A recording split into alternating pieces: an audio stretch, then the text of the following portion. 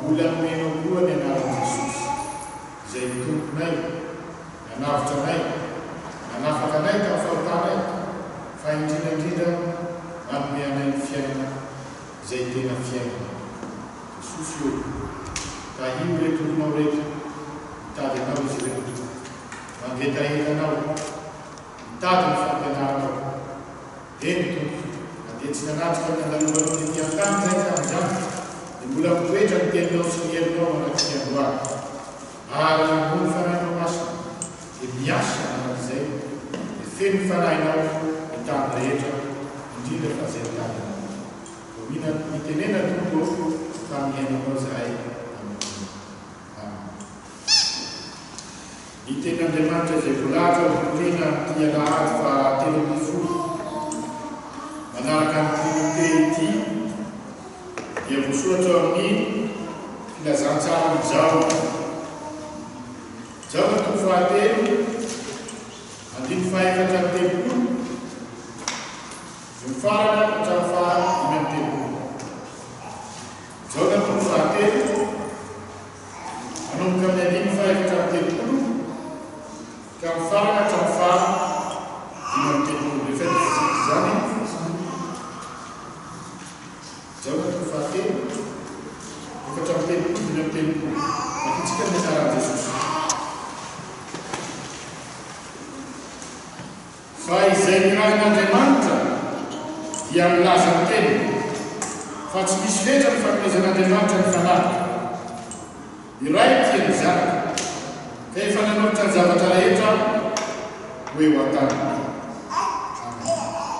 iray masina manamasina anay ny fahamarinana ny teninao ny fahamarinana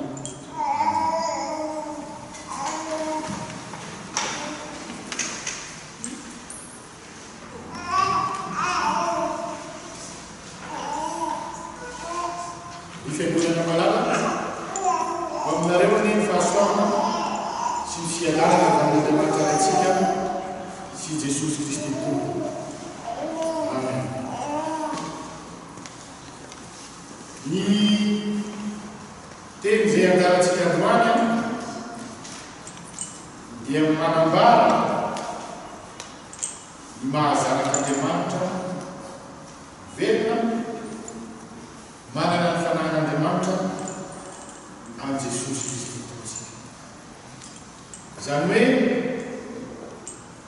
ilay Trinité iorenan'ny finoantsika kristianina dia voafehy ato anatin'ity teny ity androany. Na dia fohifohy ara ny andininy izay antsika androany dia tsy latrajana satria dia ilay Jesosy Kristy izay nanambaran'Andriamanitra tena faratampony no ambaraka soratra masina sy ny mpaminany izay voasoratra ao amin'ny bokin'ny apôstôly filazantsara sy Jaona. Raha jerentsika ny contexte nahatonga an'izany fanambarana Jaona zany satria dia Jaona mpanao batisa araka ny fahalalantsika azy no manambara Jesosy Kristy tompotsika eto. Rehefa nisy mpianatry Jaona ny fanditra tamin'ny Jiosy satria ny mpaminany Jaona mpanao batisa dia fantatsika tsara fa ny alohan'i Kristy nanomana ny fahatonganan'i Kristy. Jaona zany dia mitoro teny ny alohan'ny nanomboan'i Kristy miasa. Ka rehefa mitoro teny izy manao batisa amin'ny rano dia nanana mpianatra be dehibe. Dia ireo mpianatra ireo zany efa nanana karazana fiangonana kely zany Jaona mpanao batisa. Dia gaga amin'izay reto mpianatra reto rehefa Jesosy izay i Jaona mpanao batisa maître amin'izareo zany no nanao batisa azy no lasa mitoro teny koa sy nanao batisa manerana ny tany Israely. Raha metraka fanontaniana tamin'izao zareo hoe Ilay lehilahy izay nataonao batisa dia manao batisa koa. Dia manambara izao rehetra fa izay ny ran'Andriamanitra dia nomeny fanahy ary tsy manam-petra ny fanahy izay nomena azy. Any hoe fanambarana natao ny mpaminany Jona hanamafisana fa tonga nofo ny teny ary midiletiatany Andriamanitra. Rehefa matetitetika ifanenatsika amin'ny fiangonana hafa sy ny finoana hafa dia zareo mahalanisanjery ny verset atatsika amin'izany moa fiangonantsika hoe secte na ny fiangonana hafa koa za rahalatsika silamo dia mahalanisanjery tsara ny verset miadihevitra amin'zareo fantany hoe izao dia motiny zao.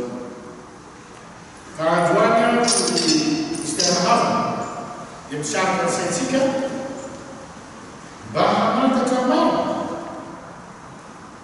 ilay fototra nomena ny finoantsika ao amin'ny Baiboly dia ny maha-Andriamanitra ny Jesosy Kristy. Satria io dia fototry ny fifandirana tetika ny fiangonana hafa sy ny finoana hafa. Ka Jesosy dia haminany fotsiny amin'izareo fa tsy Andriamanitra. Fa amintsika kristiana kosa dia Andriamanitra izy no ilay Mesia izay efa nomany ny fahelany fampongavany hanafitra amin'izao tontolo izao.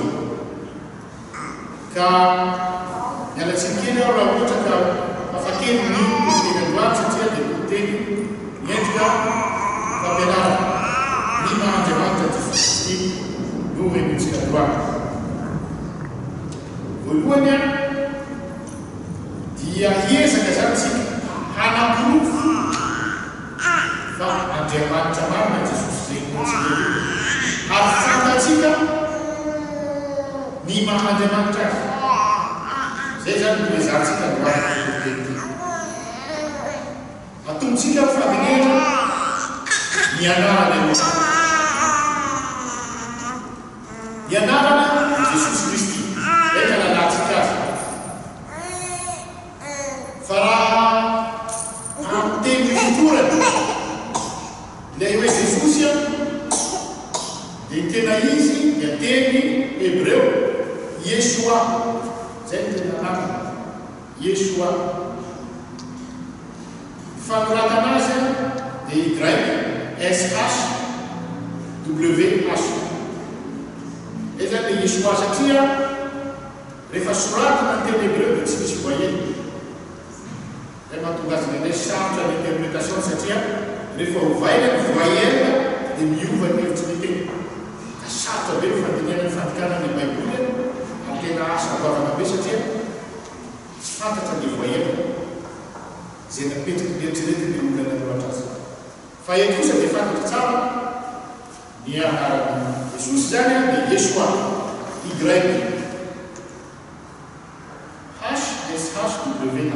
YSHWH. Ny anaran'Andriamanitra zay nambarany amin'ny Mosesy rehefa nanontaniana dia YHWH.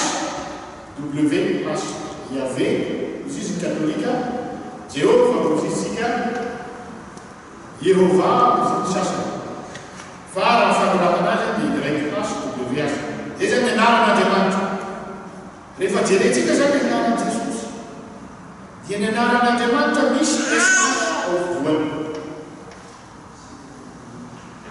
Zany hoe le SH dikany amin'ny teny Hebreo dia zavatra matérialisé, tanteraka, tonga nofo. Andriamanitra tonga nofo zany Kristy, zay ny tena dikany ny anarana hoe Jesosy. Rahara bakiteny, fototeny mahanarana hebreo azy. Zay zany ny anarana Kristy. Na zay anaran'izay fotsiny zany dia efa manambara ny maha Andriamanitra tonga nofo azy. Faharoa, ilay hoe Kristy dia avy amin'ny teny grika Kristos. Zany hoe ilay Mesia, ilay voaositra. Mesia zany Mesia manarana amin'ny teny hebreo zay efa nomarina efa ela hanavitra zanak'Israely moa zany amin'ny vatanjareo azy fa hanavitra zanak'olombelona rehetra ho antsika. Zay zany ny anarana hoe Jesosy Kristy, Yeshua Mesia.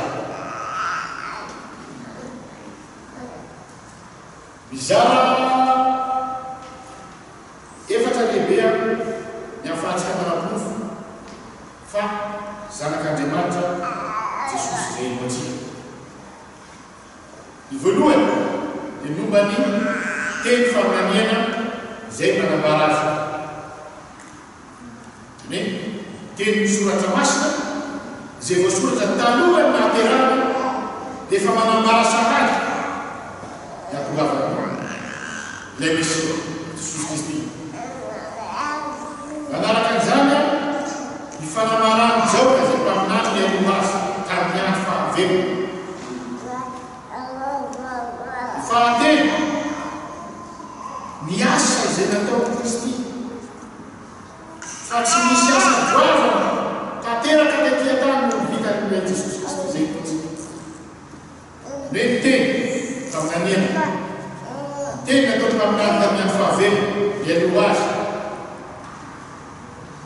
Ny asa izay natao Jesosy ary indrindrandrindra fa ny fijoroan'ny apôstôly izay nahita azy velona vavolombelona, ny fijoroan'ny kristiana rehetra izay nino azy, ny fijoroantsika rehetra vavolombelona fa tena velona ataontsika izany Jesosy Kristy izany.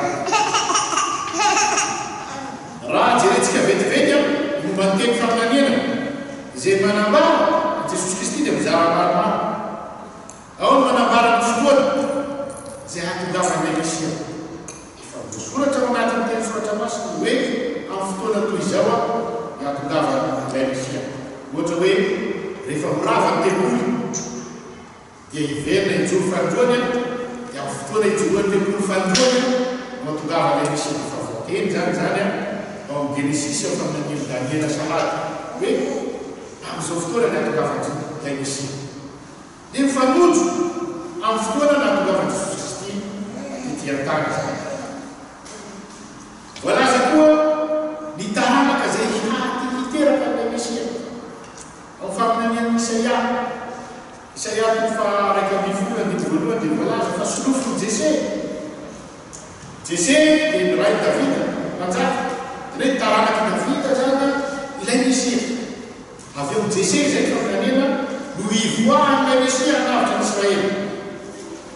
Fa ny Israely zany amintsika dia tsy ny Israely zanak'Israely Israelita ihany fa ny zanak'Andriamanitra rehetrarehetra izay navotany. Voalaza ny Isaia ihany koa fahafito efatra ambin'ny folo ny Emanuela azy. Emanuela izay dikany dia hoe Andriamanitra mitondra amintsika. Zany hoe efa voafaritsy ny soratra masina sahady ny fotoana ny taranaka izay hanambarana ny hahatongavan'ilay Mesia amin'izao dia Jesosy Kristy. Efa voalaza koa ny mety hiaretana ny fahafatesana ao amin'ny bokin'i Isaia, ao amin'ny bokin'i Zakaria. Isaia 7:50 efa manambara koa ny mety hiaretana ilay Kristy ny fahafatesana. Toy izany koa ny bokin'i Zakaria 2:7 koa izany efa ihany raha manampotoana antsika zany dia mijery azy. Efa voalaza ilay boky, ilay Torah zany, ilay boky testamenta taloha izy itsika, ny momba ny Kristy. Ary tsy fanambarana iray ihany, be fotoana, ny taranaka, ny fomba ny aretana, ny hitsangana, ny fanjakana, voalaza ny soratra masina. Ary izany dia hamafisiny Jesosy rehefa milaza izy. Fa ianareo mandinika soratra masina fa ianareo zay tsy mino any raha mandinika ianareo dia ny soratra masina manambara ambaran' Jesosy zany.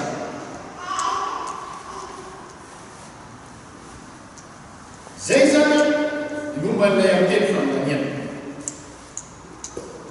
Ny teny dia nanambara fotsy tsy vita ny teny any fa na nikita anazy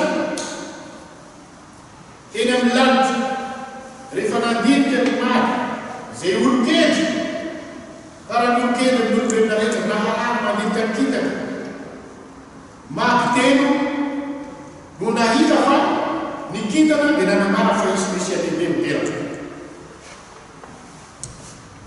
ary nandeha zareo nitsaoka zany zaza fa miteraka zany olo-kely farany olo-kely amin'ny olombelona rehetrarehetra mitsaoka zaza voateraka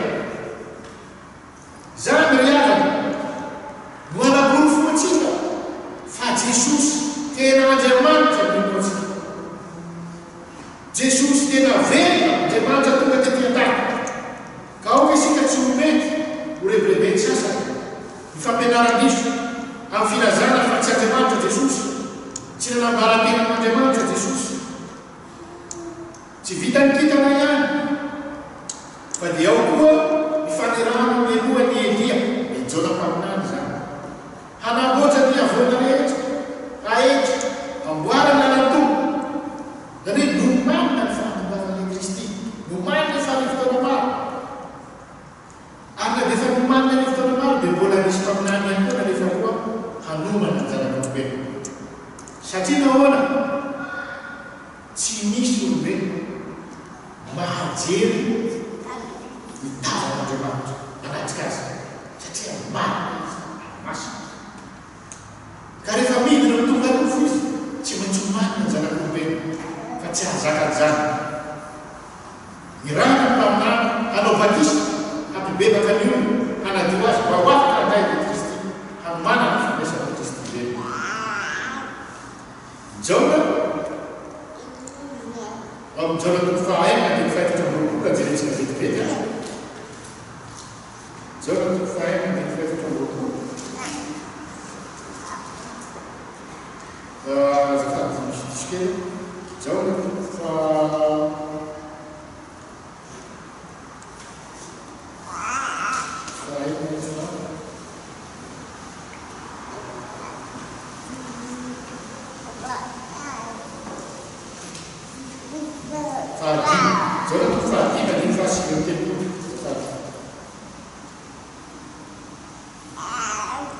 nanambaran'i Jesosy hoe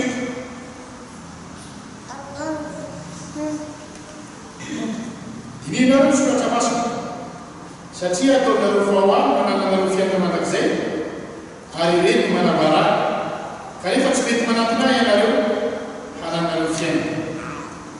Zany hoe Jesosy eto dia manamafy fa soratra masina no manambara azy ary mitory momba azy. Jesosy ihany koa Jaona mas tadidiko ilay verset dia manambara hoe raha izaho ny Jesosy no manambara tena dia tsy marina ny fanambarana fa misy anankiray izay manambara ary inoako tsy fantatro fa marina ny fanambarana dia Jaona mpanao batisa zany. Rehefa nanao batisa Jesosy Jaona dia nisy feo avy any an-danitra sy voromailala hitany Jaona fotsy nilaza fa ity ny zanako malalaka izay akasitrahako. Zany hoe feon'Andriamanitra koa miteny mivantana amin'ny mpaminany dia efa nanambara koa raha zanak'Andriamanitra Jesosy. Dia tohizatsika amin'ny asa izay natao Jesosy tompontsika. Ny boka nosotramina, ny olona jamba efa hatraminaterana sitratra, ny maty ny jamba. Tsy haiko no asa kareo na efa nahita olona nanangana tamin'ny matso ka any Madagasikara misy laza fa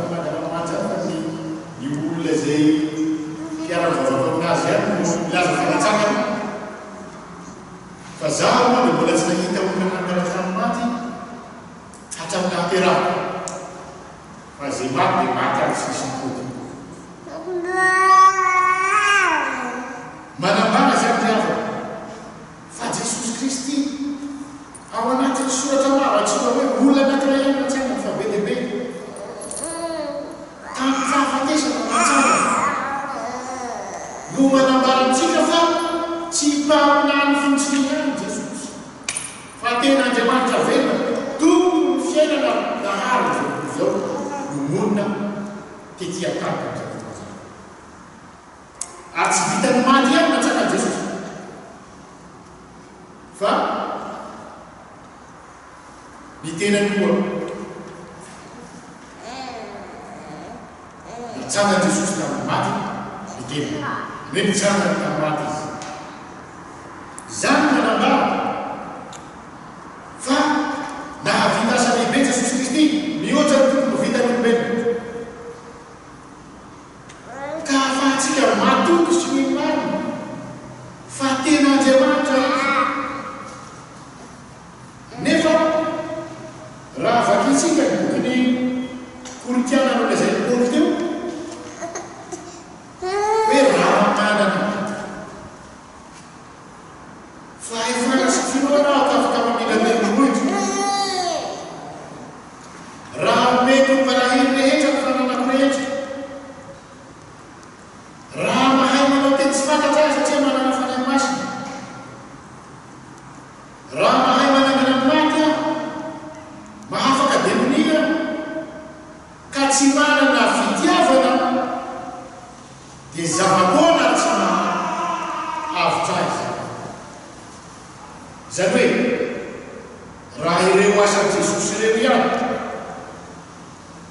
fanangarana maty zany hoe ny famahana ny olana araky olombelona ihany no hitsaratsika fa Andriamanitra izy dia mety tsy hoanto ry havana fa ity ny tena mahandriamanitra azy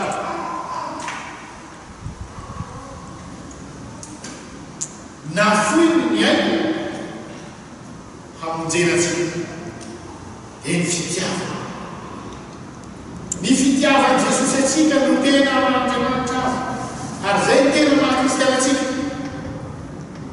nafoiny Jesosy ny ainy atsika itsika zay olona tsy mendrika na ny fikapany azy na ny hamonda ny anarany azy no omeny ny ainy tonga le miaramila manana hany azy efa mijany efa voafatsika ho azy fijaliana tsy misy fijaliana ambony ohatran'izany aty an-tany manomboka amin'ny ainy adiny folo mianatra ny kapoka misatroka tsino ary mifaneratsy rano dia mbola miteny ratsy aby miaramila raha tena zanak'Andriamanitra ihany lahy dia afotiny tena lahy hoe raha tena olombelona moa zany tonga dia tamin'ny tena Jesosy tonga dia mety lasa nanjara hazo dia olona minazao inona navalo Jesosy azy raha eo mba melany heny fa tsy fatany zay atao fitiavana ny havana no navaliny Jesosy zay olona mampijaly azy zany ny fodim-pinoana mahakristianatsika zany no inoatsika fa tena Andriamanitra ny Jesosy tsika Jesosy tia Jesosy fitiavana betsaka ny olona zay manenjika ny fivavahana kristiana fa Jesosy dia tsy Andriamanitra nefa ny zavatra toriny zareo dia tsy misy fitiavana fa fanenjehana famonoana milalana tsika kristiana ry havana dia tsy mba toy zany fanarahantsika Jesosy fitiavana mitory ny farany ambony indrindra fitiavana no nanomezan'Andriamanitra le zananay tokana no fahatesoantsika famonjenatsika fitiavana koa no anarantsika Jesosy fitiavana nahatonga anareo mpianatra izay nahita azy rehefa nitsandrana tamin'ny maty nijoro vavolombelona nanoratra nitety zao tontolo zao eny ary fa nisy nofatsiana koa tamin'ny azo-janena ny mpianatra Jesosy fa tsy nanala ny fitiavana Kristy zany satria fitiavana no nanarana Jesosy ka na ho faty na ho velona na honoana dia Jesosy reriany no ampony mpanaraka azy ny kristiana voalohany tamin'ny andron'ny amperorana romana dia nenjena ho faty mihitsy zay tratra mbola mivavaka boribory kristiana tonga dia mbola miavo-janena roana vonoana ho faty tamin'ny nanombohan'ny kristianisma voalohany dia hoy isika adala ve zany reto olona kristiana voalohany reto raha tsy nisy zany Jesosy zany satria mbola misy olona mako mametraka fanontaniana koa hoe na Jesosy zany hoe tsy existe akory tsy fantany zay azy ary mivavaka ho azy rehefa sika mba avelan'Andriamanitra ny hena ka hafantatra Jesosy satria tsy misy lalana makanin'Andriamanitra afa-tsy Kristy reriany Jesosy kiavana nisy matoa nisy nosany maty no ny fitoriana ny anarana nisy marina izy satria ny kristiana voalohany nosany no ny finoana ny anarana toy izany koa isika izay mbola vakeny fanan'Andriamanitra amin'izao andro farany izao mbola manaraka Jesosy sika mifania fa mbola ao anatin'ny varana mbola toren'Andriamanitra fahasoavana satria Jesosy dia nanambara fa tsy misy mahay manatona raha tsy momeny ray hoa ka mpifaliana no ifalifaliantsika mahakristianatsika fa nomen'Andriamanitra anjara sika dia anjara fitiavana tsy noho ny fahamarinantsika tsy noho ny fahamendrehantsika fa ny fahamarana Nigel and the Lord is an international. Zita